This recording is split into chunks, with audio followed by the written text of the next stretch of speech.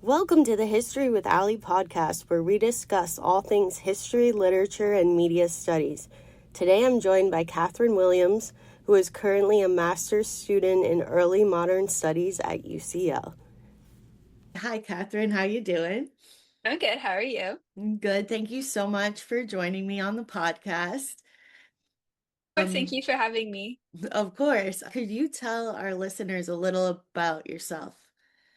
Of course. So I'm Catherine Williams. I am a master's student at University College London in early modern studies. My research focuses on the intersection between poetry and colonialism, specifically the young Elizabethans and the nascent British Empire. This research really began for my first book project, tentatively titled Shakespeare's Lucrece Poem and Colony, which interprets the colonial poetics of Shakespeare's poem, The Rape of Lucrece. And where my research is headed next is my master's dissertation, which looks at the relationship between poetry and colonialism, specifically amongst these young Elizabethans and the early British Empire. That's really interesting. And what discovery led you to be interested in this time period and in this topic? People tell me that I had a past life in the Renaissance, and they're not wrong, honestly. I've always been obsessed with the Renaissance since I was a child, really. What got me into Shakespeare was The Shakespeare Stealer. It's a historical fiction novel about this orphan boy who has to plagiarize Hamlet. And I read it as a kid and I was like, oh, what makes Hamlet so special that this orphan boy has to plagiarize it? And then I read Hamlet and I was like, whoa, my world just turned upside down. And then once I read Hamlet, I thought, oh, well, I have to read the rest of them.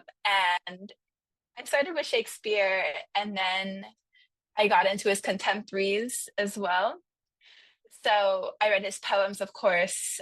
The sonnets are what's commonly taught amongst Shakespeare's poems, whereas his narrative poems like Venus and Adonis and the subject of my research, The Rape of Lucrece, often get left in the dust. I figured that if I wanted to make my mark on Shakespeare studies, I would have to look at the understudied poems because Shakespeare is like the most written on writer possibly ever.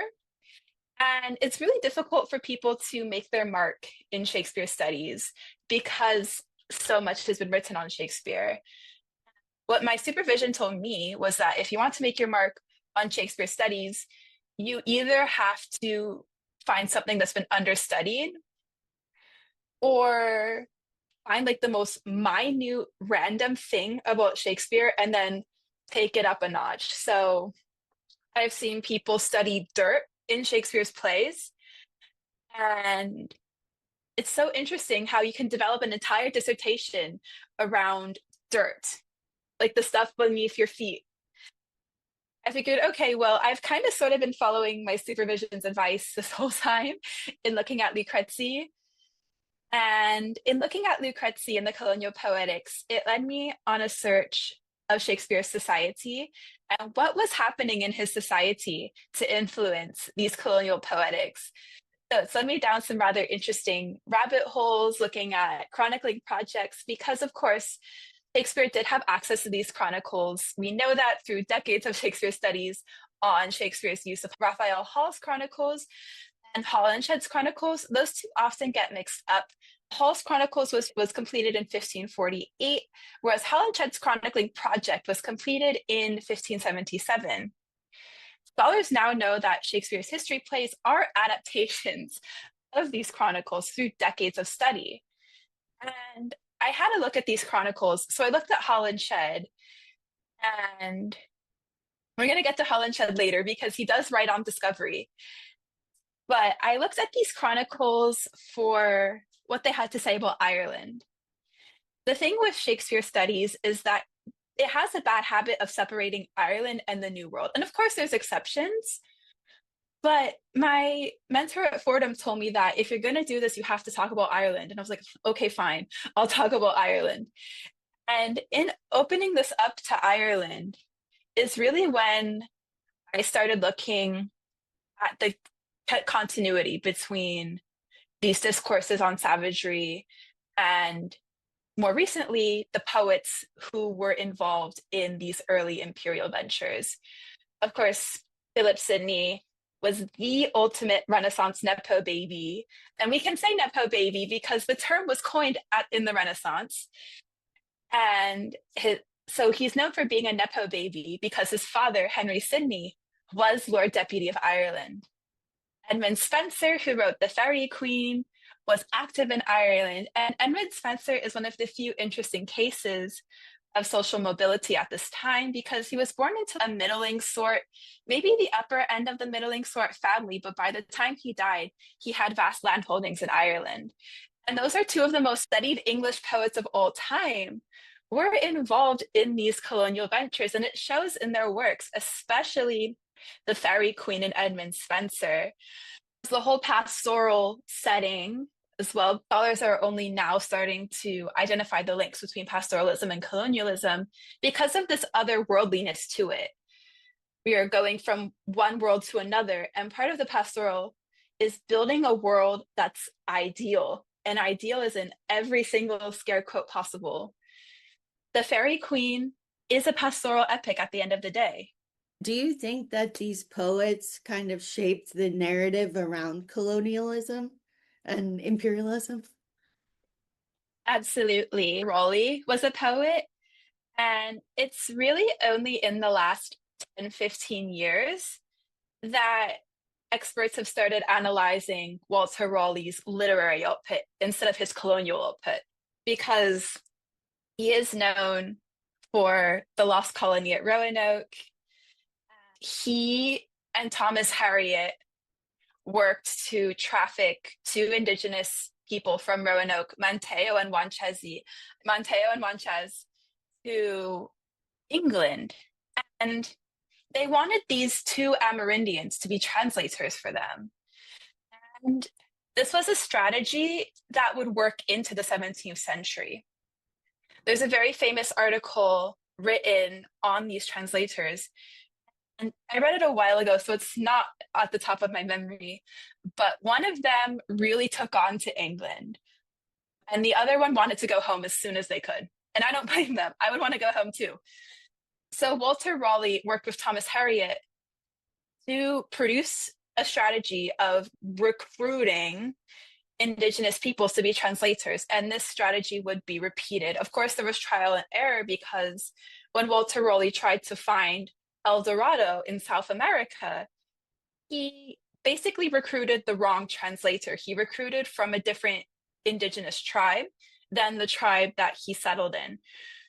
He wasn't there for very long. He was imprisoned and ran out of money very quickly. That's a theme.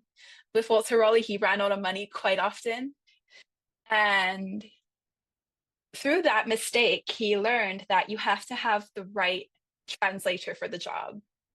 So back to Walter Raleigh, in his spare time, because he was a very busy man, he wrote poems while he was imprisoned in the Tower of London, which if you go to the Tower of London, you can see his prison cell. You can actually go in and have a look for yourself. That's really cool. Yeah, and his garden is still there. His prison walls are very porous, which was common for somewhat of the higher orders of society. So he could keep a garden, and he had access to pen and paper when many prisoners did not. He brought back these seeds from South America. He wrote the history of the world while he was imprisoned.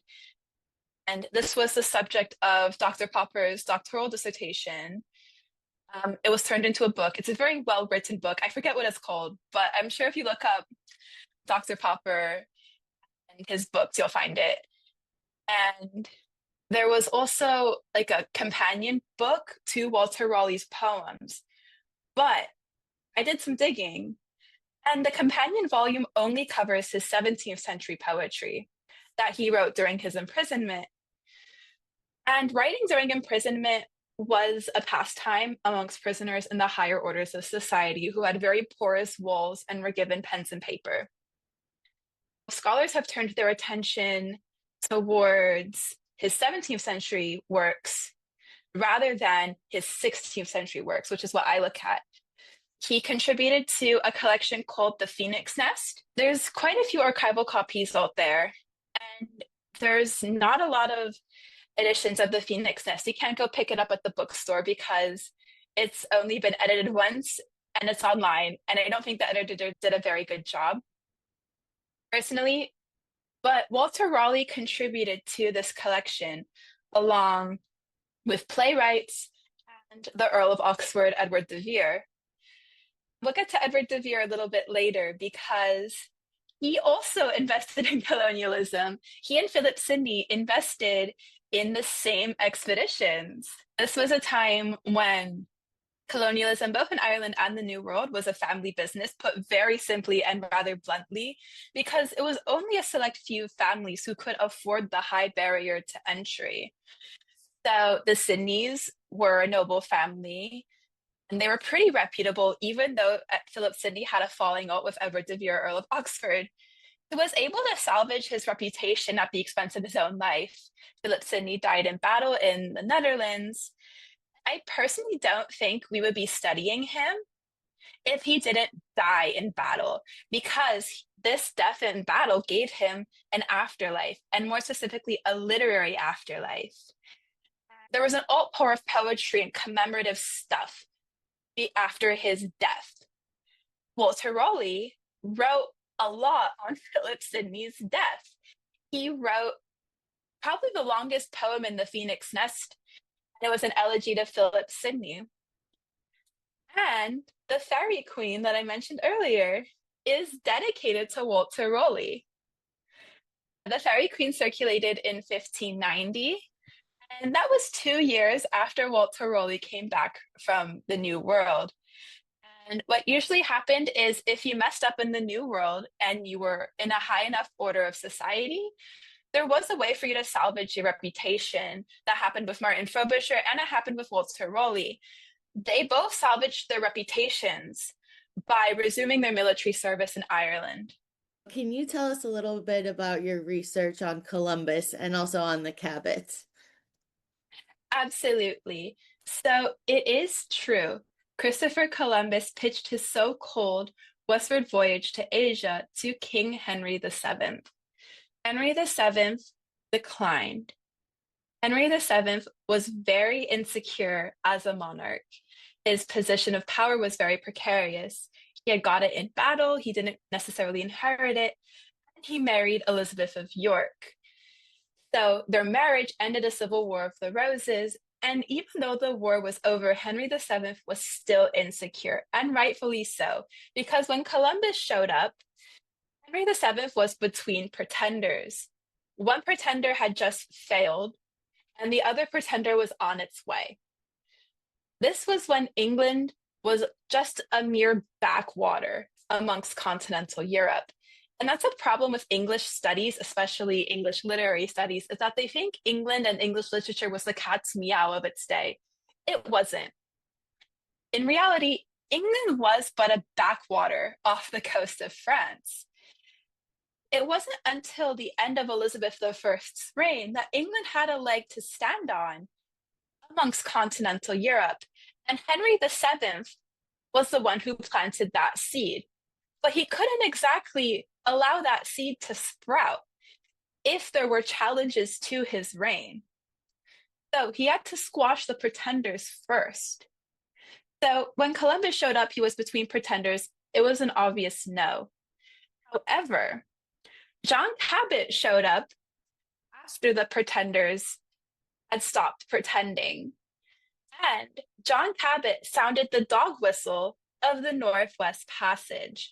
Yeah, the Northwest Passage was probably the greatest scam in human history, and I will die on that hill because billions, if not like hundreds of billions, over the years was spent on finding a passage, and it failed every single time without fail until the early 20th century. It wasn't until the ice-breaking technology in ships had gotten good enough to break layers of ice to navigate. In the late 15th century, icebreakers hadn't even crossed people's minds. So John Cabot said, "Hi, Henry VII. I know you're done with your pretender fight. Can I please sail to Northwest Passage on your behalf?" And Henry VII said, yes, I will give you money and you can sail under English banners. The supply list survives in the Westminster Abbey archives. You need to do a lot of paperwork to get there, so we'll see how it goes for me. But basically, the ships leave out of Bristol. Cabot disappears from historical record in 1498, but his son Sebastian, who's a rather confusing figure, survives and makes it back. And the thing with Sebastian Cabot is that his birthplace was disputed for a while. Some historians thought he was born in Italy like his father, while others thought he was born in England. And this dispute was only resolved recently when historians came to the conclusion that Sebastian Cabot was born in Italy. He becomes English over time through his participation in exploration. Even though the Cabot expedition of the late 1490s was not financially successful, what they did bring back was the know-how of how to get to North American fisheries. People needed to eat, and the waters around England and Ireland were rather contested, and the maritime borders were even more porous than the land borders. So if there was a way in to feed people without potentially starting a war, then you're going to take that chance. So since the late 15th century, there was fishing off the coast of Newfoundland and Labrador. And it was started by these Europeans who needed to feed people. They found a way to preserve the fish to not expire during the maritime journey, even though they brought back the know-how. But that wasn't gold and silver like Columbus had brought back. So you have people like Richard Hakluyt in the 1580s and 1590s telling the rich people of England in his chronicling project, Principal Navigations, that Henry VII bet on the wrong horse. So between Henry VII and Hakluyt, English people were rather ambivalent towards Columbus. The most you got was Richard Eden in 1577, saying Cologne was not greatly learned. But that's it. But Richard Hakluyt said, through the organization of his anthology of English travel and deciding to put Columbus in right next to John Cabot, that Henry VII bet on the wrong horse almost 100 years ago. And if we had bet on Columbus, we could have been like Spain. Wow. And that would have such interesting ripple effects for the entire world had it gone the other way. Oh my goodness, I can only imagine. So was Hakluyt like the original travel diaries writer? No, actually, that is a tradition that goes all the way back to the Middle Ages. Scholars have identified the relationship between this type of New World chronicling with Crusade literature because they share the same themes. The most notable theme that they share is the presentation of a non-European, non-Christian other. And in the Crusaders' case, it was the Muslims. But for these Europeans, it was the Amerindian. And since the Amerindians were unlike anything they had ever seen before, they didn't know what to do with them. You have Columbus calling these people Indians, even though they're clearly not Indian. But this misnomer has had ripple effects that lasted centuries. There's still people who don't say indigenous, they say Indian because of Columbus's mistakes. With the indigenous peoples, because they were not of an Abrahamic faith, it was a big question as to whether they had the capacity, emphasis on the capacity part, to become Christian. And if they had the capacity to become Christian, they could not be enslaved. The Spanish were the first to answer that question. So while you had Hakluyt sulking in the corner, wishing that Henry VII had invested in Christopher Columbus, the Spanish, who did invest in Columbus, were faced with these existential bureaucratic nightmares of what to do with these people. And the Spanish conquered the Canary Islands in the late 1300s. So theoretically, that could set a precedent. In practice, that precedent was thrown right out the window when Columbus pitched his westward voyage to Asia, to Spain. So the monarchs said, yes, okay, fine. But they set out like terms and conditions. And nowhere in those terms and conditions did they fully specify what they would do with the Amerindians. It was all for Columbus.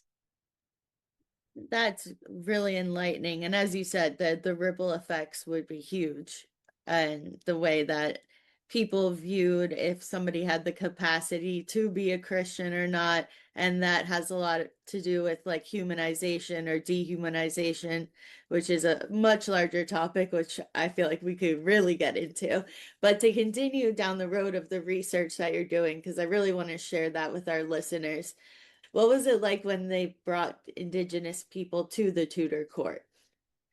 Absolutely. So when the Cabot expedition came back without John Cabot, even this is debated because the chronicles have all the dates wrong. So I'm going to put out this disclaimer saying that the chronicles have all the dates wrong. The Holinshed Chronicle says 1468. This did not happen in 1468. The Wars of the Roses happened in 1468. So at some point during Henry VII's reign, because of the confusion in the chronicles, there were three men taken from Newfoundland Island to Westminster Palace.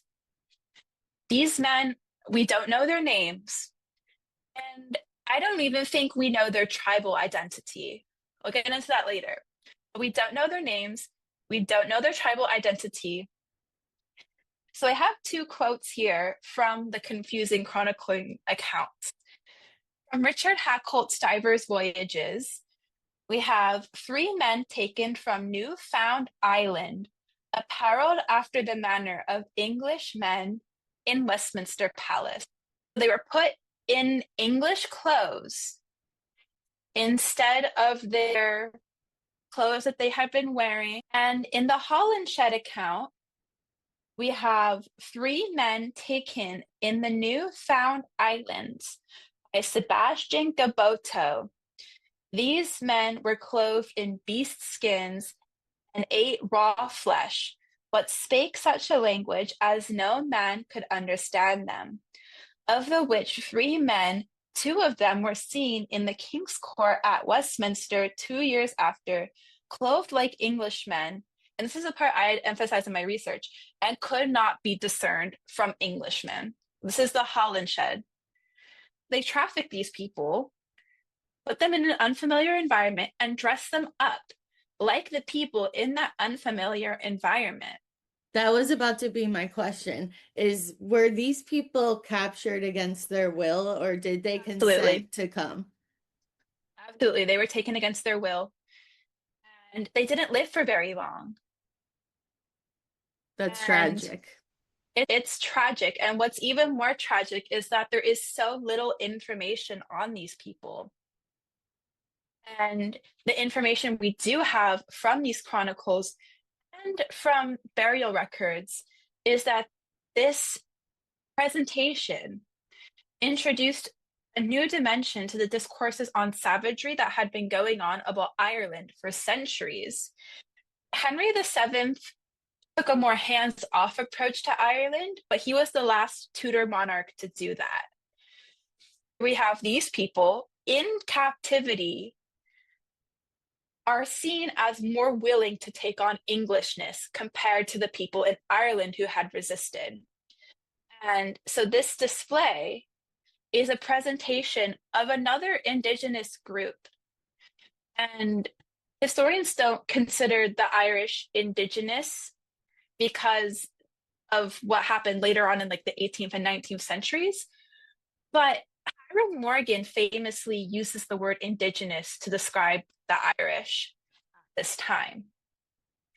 So my research follows in Hiram Morgan's direction because it illustrates the colonial dynamics at play. the presentation of these trafficked peoples, it's an, a new way. It shows them that England too can pursue a successful imperial project. And there are people out there willing, in every air quote possible, to assume Englishness.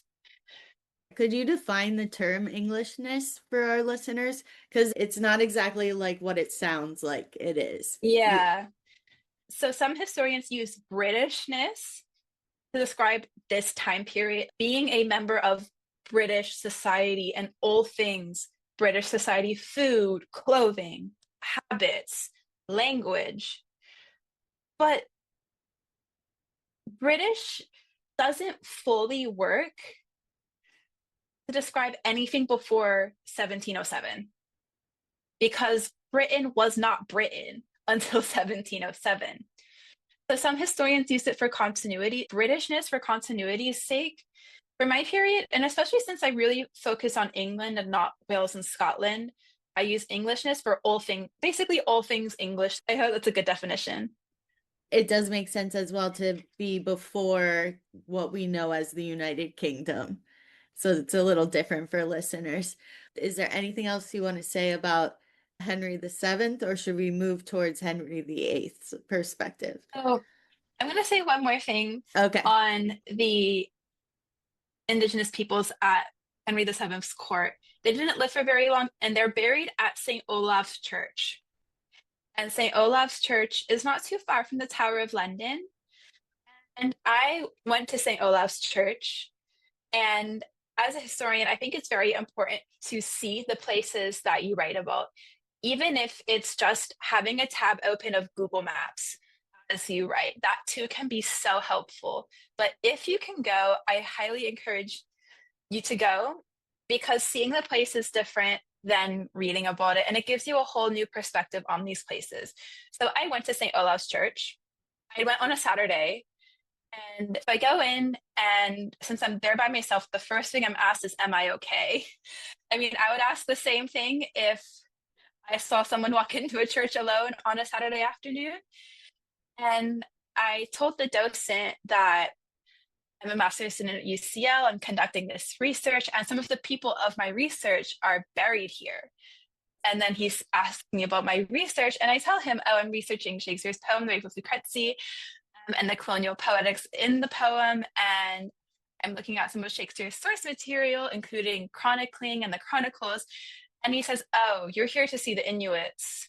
And I said, yes. And so he's like, oh, well, this is your lucky day. We're usually shut on Saturdays.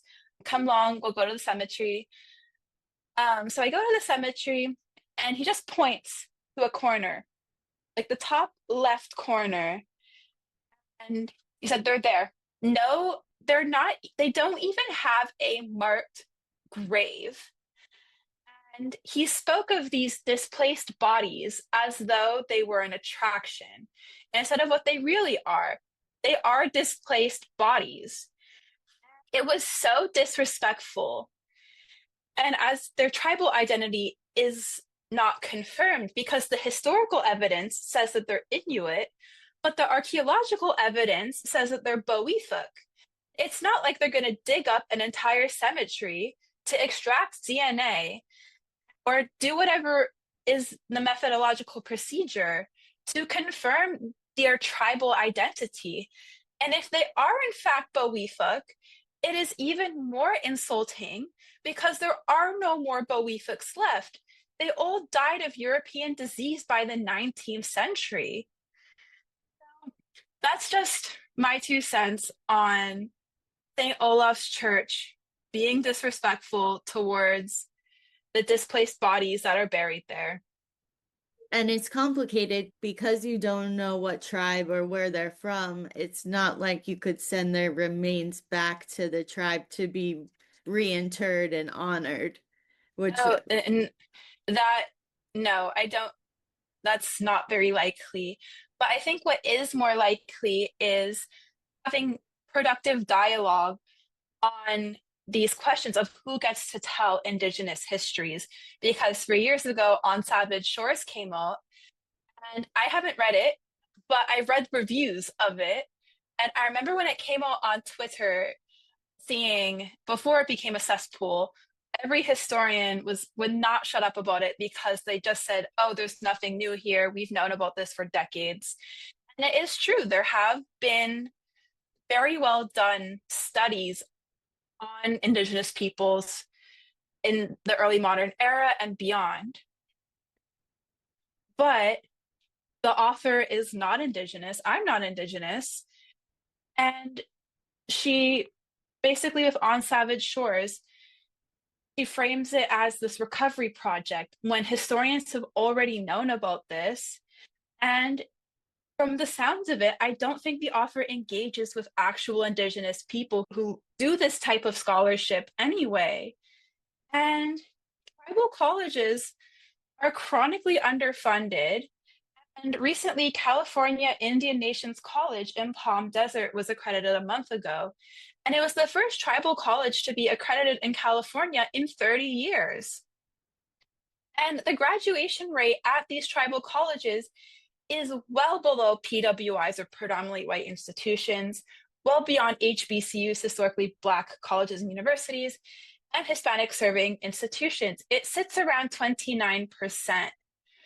So, knowing the state of Indigenous access to higher education, we can have productive conversations about improving that and more methodological questions of who gets to tell these stories.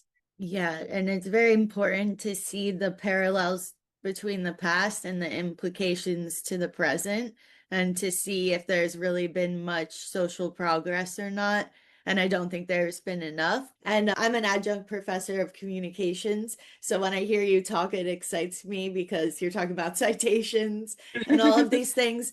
But my master's is in media studies. And one of the concepts that comes up time and again is who should tell their own stories and who has the right to tell someone's story. Do you have to be a member of that group to tell the story, or is there a way for allies to tell the story? And I think always what it came back to is anyone can tell the story if they're sensitive about it and are truthful in their research. Do you think that comes up at all when you are studying something so important like this? Absolutely. It's a question in history as well. I'm thinking back to my history theory that I took in my last year of undergrad. And this was the one thing that didn't come up. We covered just about everything else except for this. But I don't think my history theory module even had to, because this is such an ongoing conversation in history, and especially in early modern studies of histories of slavery and colonialism. For me, I'm French Canadian, and even though I'm descended from English and French settlers, my ancestors were part of France's friendship diplomacy. There's a brilliant book on it, Heather Martel's Deadly Virtue. It's about when Catholic France tried to get rid of its Huguenot or French Protestant people by starting colonies in the Americas. The book specifically covers La Caroline, which is located in what is now South Carolina, Florida, and Georgia. And the book argues that the French in these Huguenot colonies pursued a friendship diplomacy where they didn't try to assume sovereignty over the indigenous peoples. Instead, they tried to coexist. Heather Martel is not indigenous, so there needs to be an indigenous perspective on friendship diplomacy. And then hearing of the stories of my ancestors growing up, oral history is huge in French Canadian culture. I come from an environment of oral storytelling. And so I hear the stories of my ancestors and how they operated amongst indigenous peoples. And it too is this friendship diplomacy. They took what worked in the Huguenot colonies and applied it to Canada. And even though my ancestors were part of this friendship diplomacy and I'm descended from that, I'm not indigenous. Indigenous people can tell these stories better. And they can probably do it with their own oral histories or whatever storytelling traditions they come from. That's really neat. And it's a very important topic, interdisciplinary, I'm seeing as well. So now would you like to talk a little bit about the book bans moving into Henry VIII's time period? Absolutely. Henry VIII imposed a book ban in 1530 on all foreign books. And this book ban was designed to bolster the English book trade. This should sound familiar because it's happening right now with American politics and tariffs. But this book ban only got stronger in 1534 following the break from Rome, because what was once designed to bolster a trade was now just outright censorship. Henry VIII did not want dissenting materials flowing into England, so he only cracked down on the book ban. This included all foreign books. And of course, if there was a will, there was a way. Dissenting materials did get in, but that has yet to be studied. It wasn't until Edward VI's reign that the book ban was lifted. Edward VI started the pattern of Tudor monarchs fixing their predecessors' messes. Edward VI, or really Thomas Seymour, for being honest, there's the book The King and All But Name on Thomas Seymour. Thomas Seymour really lifted the ban on foreign books. And in that, dissenting materials were allowed to come in, but so were works of travel literature that were not written in English. And this included like Sebastian Munster's Cosmographia, which was translated into Treatise of New India, Pietro Martiri's De Arbo Novo, which was translated into Decades. The title's really long, so the short title Decades gets the job done.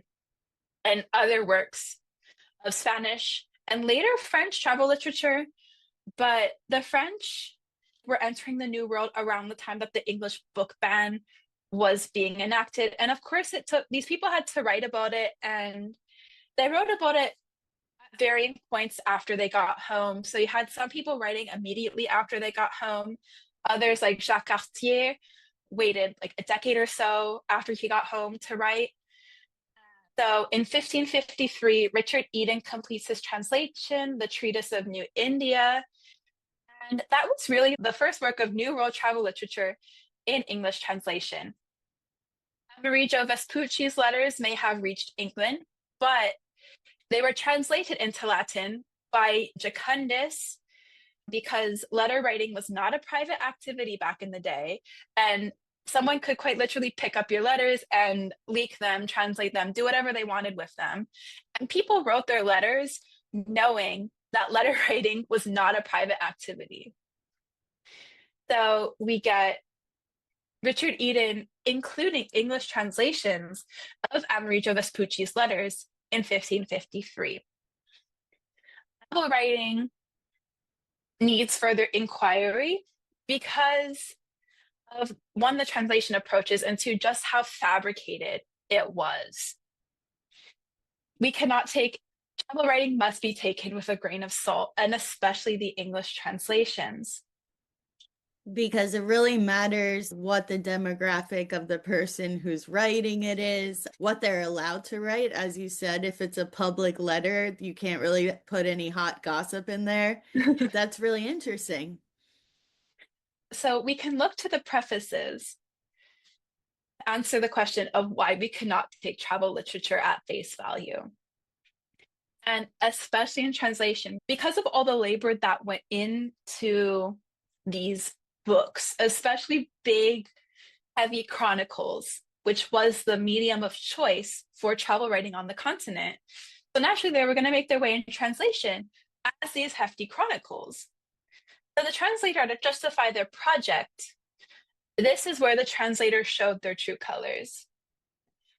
In 1553, we get Richard Eden's preface to the Duke of Northumberland, saying, "Might also redound their posterity, that they might thereby be encouraged to do the like, which truly hath been the cause in all ages, noble enterprise hath been commended." So in this volume, we get Vespucci's letters, Columbus, and some other bits and bobs here and there. In writing to someone who could afford an expedition, he's using this preface to justify exploration. this was another renewed effort to find a northwest passage. But instead of sailing west like you would imagine, they sailed east. So the plan was to sail around Russia and then get to China. But of course, Russia is also very cold, and there was no ice-breaking technology. And naturally, they failed. And years after they failed, like the Muscovy Company had the rights of discovering a Northwest Passage, which when Martin Frobisher tried to do the same, but actually go west, this was an administrative woe because he and his partner in crime, Michael Locke, had to get the rights from the Muscovy Company to sail westward, and the Queen had to step in the end. So, all this to say is that as early as 1553, translators and more broadly the public was promoting exploration. And it wasn't just 1553. 2 years later, in 1555, Richard Eden also translated Decades of the New World. It was originally De Orbo Novo, and the English translation title is really long, as was the case for a lot of things back then. And Richard Eden has not one, but two prefaces. He has a preface in Latin directly targeted at Philip, Mary I's husband. And Philip ended up marrying 4 times in his life. But this was when companionate marriage was just an idea and not something people actually did. Richard Eden writes 2 prefaces, one in English and one in Latin. And I quickly translated a sentence from the Latin one for our listeners. And this is when he justifies the translation, saying, in our translated language, English, this is not only a history of all Indian things faithfully written. And Latin early modern English word order was not super important. And this was the Latin preface for Philip, Mary's husband. And it wasn't just for Philip, it was for anyone who could read Latin. And it was the middling sorts and above who could read Latin. Monolingualism was not normal at this time if you were in the middling sorts and above. You had English because that was spoken at home. You had Latin because it was part of your grammar school education. And maybe another vernacular. And if you went to university, you had Greek, Hebrew, and maybe possibly Arabic if you were lucky. And because chronicles were so expensive, for reference, according to the Oxford Handbook of Holinshed's Chronicles, the one mentioned earlier, it took up 742 sheets of paper. And paper had to be imported from the continent to England because paper was not made from trees until the 19th century. It was made from linen. And France was the big supplier of paper because it had all the linen to make the paper. So paper was expensive. And the ink, the labor with laying out the pages, the compositors must have been so happy to be done by the end. Only the wealthy could afford these chronicles. Of course, he wrote a separate preface to Philip and his wealthy friends. There was an English preface, which says, but oh, unthankful England, and void of honest shame, who hath given the face of a whore, tongue of a serpent without shame, and spake venomous words and secrets against the anointed of God. And this was during the turmoil of Mary I's reign. Not even the Pope liked her. And that's really saying something if you are a Catholic monarch and the Pope didn't really like you. Of course, her reign was short-lived. So all these efforts to reinstate Catholicism amounted to nothing in the end. Of course, because of all this turmoil at home, exploration was really on the back burner until these problems had been solved by Elizabeth I.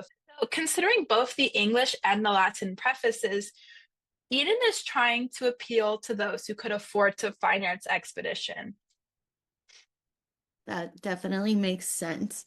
And then Elizabeth's relationships with pirates or privateers are pretty thrilling. Would you like to talk about your research about Francis Drake at all? Absolutely. I'm really only in this stage of my research uncovering all the manuscript stuff on Francis Drake because Francis Drake, he was cousins with John Hawkins, who was another pirate and slave trader. And Hawkins and Drake are proof, as well as Walter Raleigh and Humphrey Gilbert, that colonialism was a family business because only those families could afford it. And they were all concentrated on the coast, so they had access to it anyway.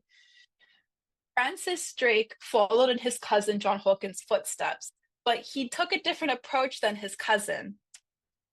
Instead of trading slaves at duress, Francis Drake in 1572 helped former slaves orchestrate an uprising against the Spanish. So, if there's a will, there's a way, and there's so much history of slaves escaping slavery. And this history goes back to the beginning. And the Caribbean, there was nowhere really for them to go except deep into the forest. The same was true in a place like Panama, or Nombre de Dios in Spanish. That it wasn't called Panama back then. It was called Nombre de Dios, name of God. The first go round was in 1572 when Francis Drake and his partner in crime, John Oxenham, helped form a community of former slaves, the Maroons, orchestrate a rising against the Spanish. And the Maroons won. And it caused the Spanish Empire to panic. Absolutely rocked them to the core, because in the 1540s, the laws of the Indies had passed banning indigenous slavery.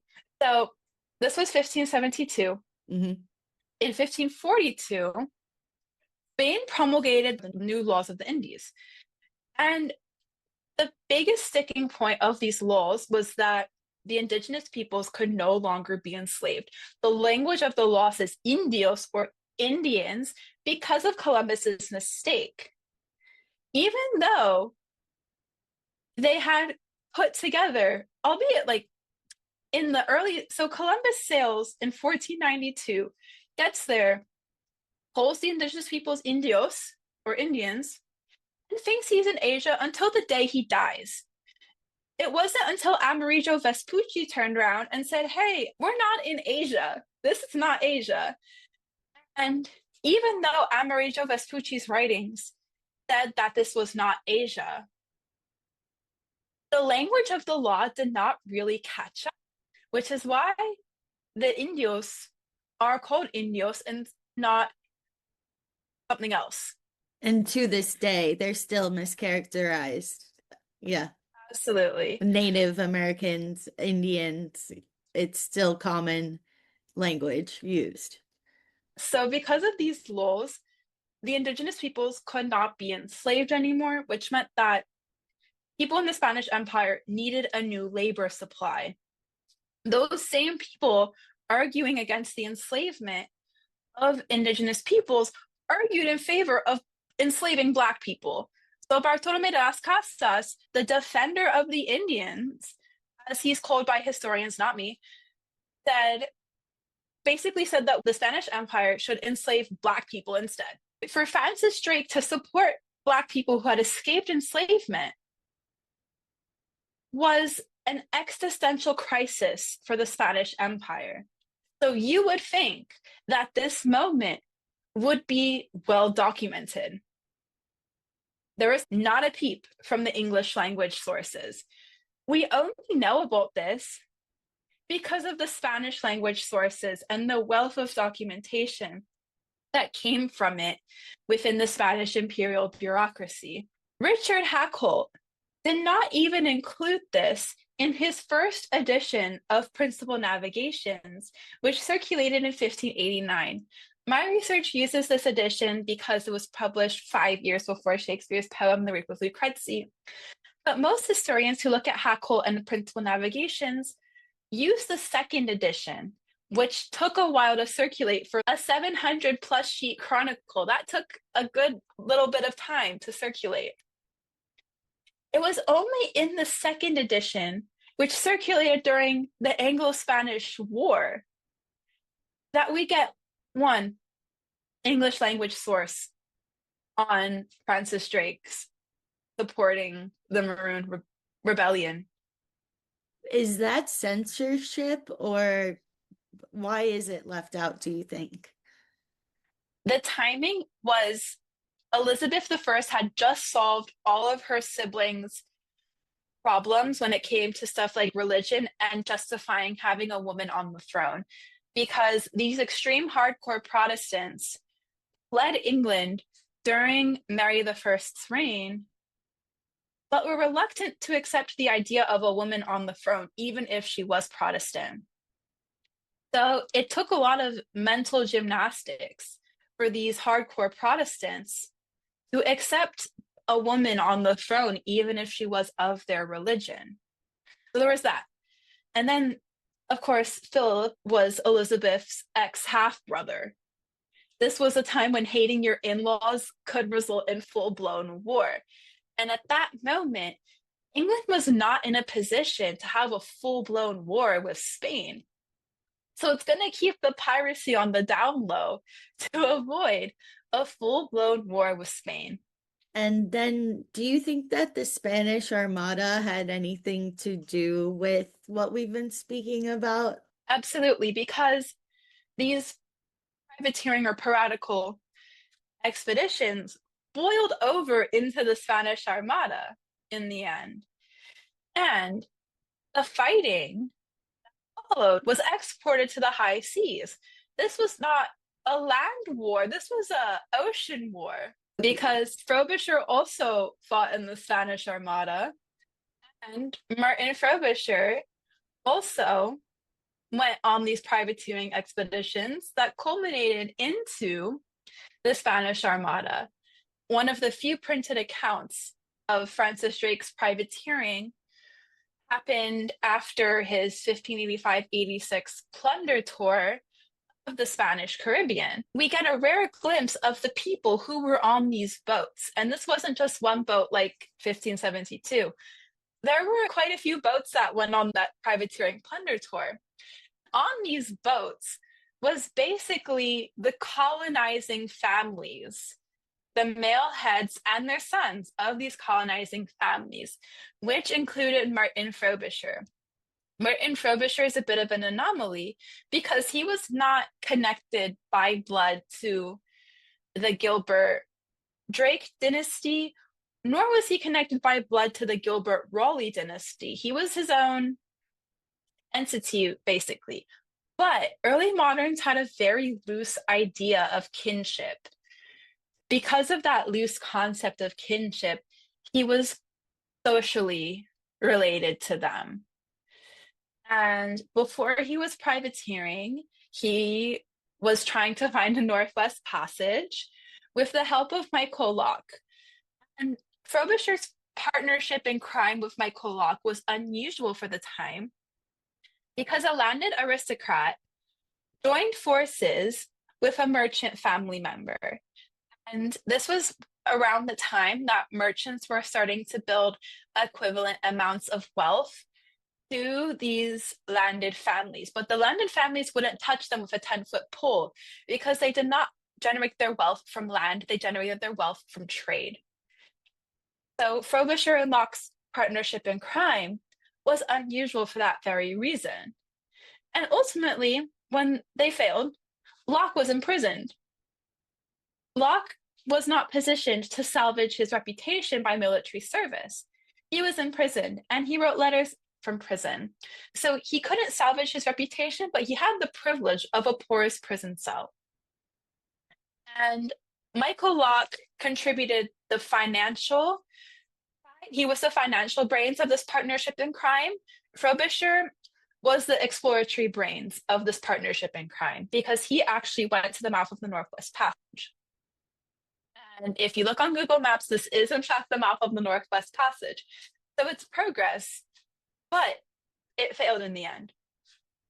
And Philip Sidney was one of the investors. And we know this because there was a 2021 article titled Sir Philip Sidney's Shares in the Frobisher Expeditions.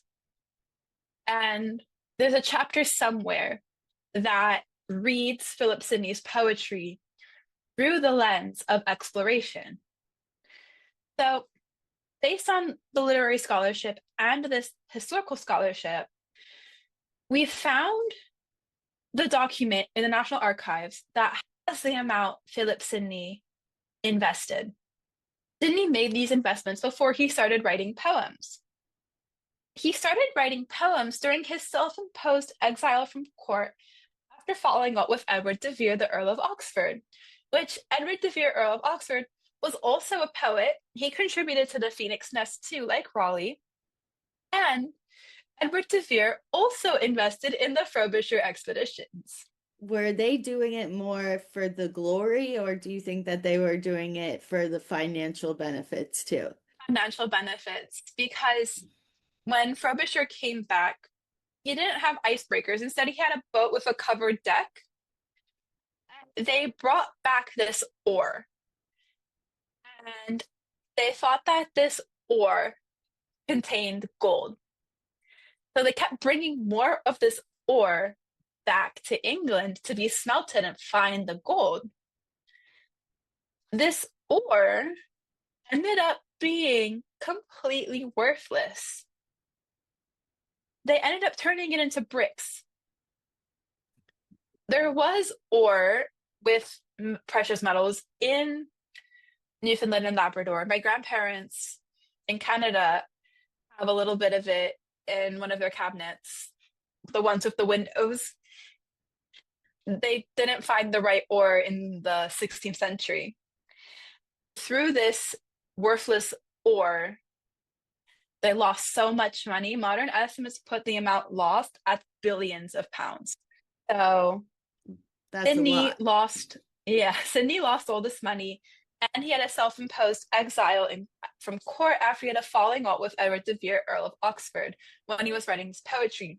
As he was writing this poetry, he got a letter from none other than Richard Hakluyt. And Richard Hakluyt, in Richard Hakluyt fashion, prints this letter as the preface to Divers Voyages, which circulated in 1582. And the letter opens after the introduction. Marvel not a little, right worshipful, that since the first discovery of America, which is now full 80 years, after so great conquests and plantings of the Spaniards and Portuguese there, that we of England could never have the right grace to set fast footing in such fertile and temperate places as are left yet unpossessed of them. So, Hakluyt is very salty, and he's moping about how England doesn't have colonies at this time. And there's this conviction that there are still uncolonized places, and his conviction is true. There are places that Spain and Portugal didn't reach.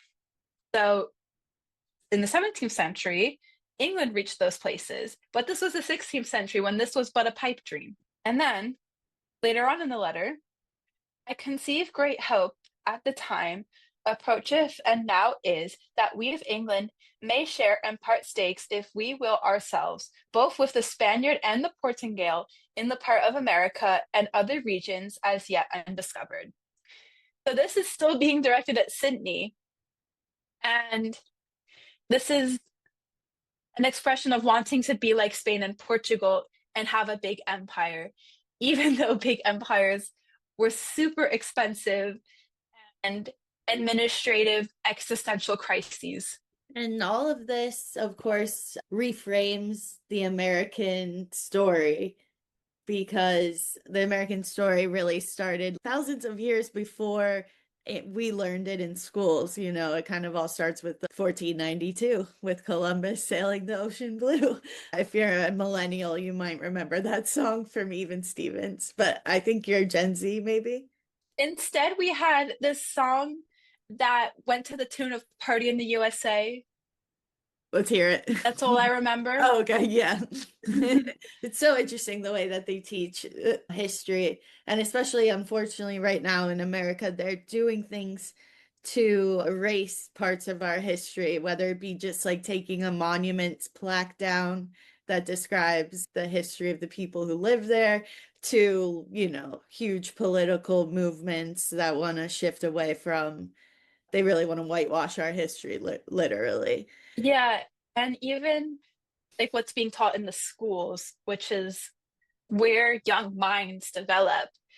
PragerU is putting forth harmful videos about a whitewashed, sanitized version of the past that is simply not true. I was curious, so I came across one of the PragerU video of Columbus, and I had to see just how bad it was. And it was just wrong. First of all, Columbus was Italian, and the person in the PragerU animation spoke in a Spanish accent. And while Columbus probably spoke Spanish because people like Columbus were multilingual, and multilingualism was almost ubiquitous if you were of that position. So while Columbus probably spoke Spanish, not probably, he did speak Spanish, he was not Spanish, he was Italian. The cartoon in PragerU misrepresented Columbus. And then when he talked about slaves, he said, "Oh, well, it's better for them to stay alive than it is for them to die." That is just false. That's not true because it is a false representation. It completely erases the indigenous resistance towards Columbus, and it completely overlooks how indigenous peoples and also enslaved Africans used suicide as a means of resistance. So that is being taught in schools. Yeah, and even the president of the United States is trying to re-celebrate Columbus Day, which for a while people have retermed Indigenous Peoples Day. I don't think that the president cares at all about this subject. It's just a way for him to try to repaint the American narrative, I think. So my question is, there's that Spider-Man quote, with great power comes great responsibility. What about with like great knowledge that you've learned? Do you feel a responsibility to kind of clear up falsities? I do. And it's also a question for historians as a whole. Historians do have a duty to the public because we have all that knowledge. And it is important for people to know things like Columbus Day was created to appease Italian American interest groups in the 19th century. And it's also important for people to know things like Columbus was arrested. It's like he was arrested and stripped of credit for discovery of the Americas. In having a holiday like Columbus Day, it leads people to forget that type. It like prompts people to forget that type of stuff. With new platforms like social media and YouTube, which is kind of sort of social media, but also has taken on a streaming life, there is something democratic to it because anyone with a phone can make content. And you don't even need to have an expensive camera. You just need to have a smartphone camera. So there's something democratic to it. But social media is a site for the power structures to reinforce themselves. And with billionaires in charge of social media, they are going to push their agenda through the algorithms and every which way they possibly can.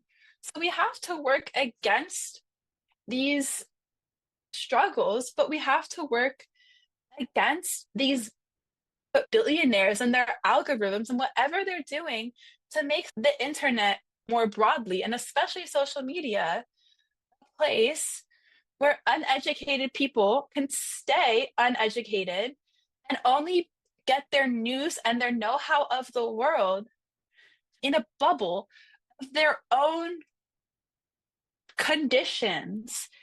I don't think people would naturally lean towards Fox News or even MSNBC for that matter, but they're in an environment that conditions them to lean a certain way. And it's a whole thing of like political socialization. Even though these algorithms and whatever it is does not favor educated people, especially educated women. We still have to do our best and uphold that responsibility to the public. And within the historical field, that was History Channel. The History Channel should have been a moment of reckoning for historians because the History Channel is known to not be reputable and not be like historically accurate despite being the History Channel. But There, instead of having a more productive conversation of why people turn on the History Channel, we denounce it. And we have to come to terms with the fact that the History Channel is more accessible than a book. People who have like TV packages and streaming services already have the History Channel. That's one thing they don't have to buy. Whereas books and even ebooks are just another thing for people to buy. And if you like history, but you don't have a lot of time in your day, you will probably turn on the History Channel instead of read a book. yeah, and my students generally like information to be boiled down to 60 to 90 seconds, but I can tell speaking to you that you've read long form content. Do you have an opinion on whether things should all be boiled down to be short form, or would you tell your generation that there's value in longer form work? I would say that abbreviation has a time and a place, and so does expansion. But I saw on YouTube Jared Henderson. He has a PhD in philosophy and makes these really insightful videos. And one of his videos was about how we as a society don't seem to have attention spans anymore. And in that video, he reaches the conclusion that our attention spans were stolen from us. There is an attention war. But how can you fight an attention war when our attentions have already been stolen? And then YouTube is becoming a streaming platform now. I mean, I'm not one to say much. I love watching YouTube, and I've been watching the same channels for years. But I think short form content and long form content have a time and a place. But I think we have to bear in mind that our attention spans have been stolen. Yeah, and that's less punitive as well to people. It's kind of like accepting them where they are. Is there a moment in your research that genuinely surprised you? There's many. Recently, when I found out that the Fairy Queen was dedicated to Walter Raleigh, you would think like there would be more obvious candidates for who Edmund Spenser would dedicate a poem to, especially considering that his collection of love poems, the Amoretti, that I write on in my research, is his auto collection of sonnets about his own marriage, which is sweet. But once you look at the poetics of colonialism and sovereignty and the role of women in these poems, the magic of marriage goes away for Edmund Spenser and his wife. So you would think that there's maybe the people who helped Edmund Spenser ascend from the upper end of the middling sorts to a landowner. But instead, it's dedicated to Walter Raleigh, who was a favorite of Elizabeth I. But when James I took over, he quickly became the opposite of a favorite. James I took a more diplomatic friendliness approach to Spain. So when he found out that Walter Raleigh attacked a Spanish ship, he imprisoned Walter Raleigh the first time and said, hey, I know you got away with that when Elizabeth was in charge, but you're not getting away with that when I'm in charge. Go to jail.